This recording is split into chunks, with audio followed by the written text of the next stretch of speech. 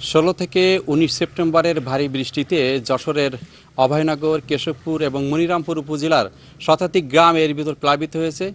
ভবদহ অঞ্চলের যে এলাকাগুলো রয়েছে সেই সমস্ত এলাকার যে গ্রামগুলো রয়েছে সেগুলোর বাড়িতে বাড়িতে পানি, শিক্ষা প্রতিষ্ঠানে পানি, রাস্তাঘাটে পানি জমে রয়েছে এবং অবর্ণনীয় কষ্টের মধ্যে মানুষ দিন নির্বাহ করছে। ভবদহ পানি নিষ্কাশন সংগ্রাম কমিটির নেতারা আমাদেরকে জানিয়েছেন, অপরিকল্পিত মৎস্য ঘের এবং পানি উন্নয়ন বোর্ডের যে অকার্যকর পদক্ষেপ, অর্থাৎ জলাবদ্ধতা নিরসনে যে অকার্যকর পদক্ষেপ, সেটির কারণেই আসলে বর্ষা মৌসুমে আসলেই জলাবদ্ধতার সৃষ্টি হয় এই সমস্ত এলাকায়। আমরা ঘুরে দেখেছি যশোরের মনিরামপুরের যে কয়েকটি এলাকা প্লাবিত হয়েছে সেই সমস্ত এলাকায় প্লাবিত মানুষের বাড়িতে পানি এবং চলাচলের জন্য সাঁকো তৈরি করে তারা মূলত চলাচল করছেন, অর্থাৎ এক বাড়িতে এক বাড়িতে যাওয়ার জন্য সাঁকো তৈরি করেছেন।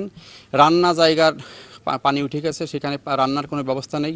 অসংখ্য মাছের ঘের তলিয়ে গেছে, কৃষি জমি নষ্ট হয়েছে। সব কিছু মিলে একটা অবর্ণনীয় কষ্টের মধ্যে তারা নির্বাত করছেন। গত 4-5 বছর স্বাভাবিক বৃষ্টিপাত হয়নি বলে কিছু মানুষের বাড়ি পড়েনি, কিন্তু জলবদ্ধতা বিলের ঠিকই ছিল।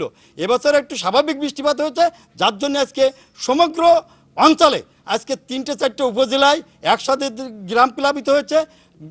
11টা ইউনিয়ন তলেতে এলাকার সমস্ত শিক্ষা প্রতিষ্ঠান, এলাকার মসজিদ মন্দির সব পানির তলে।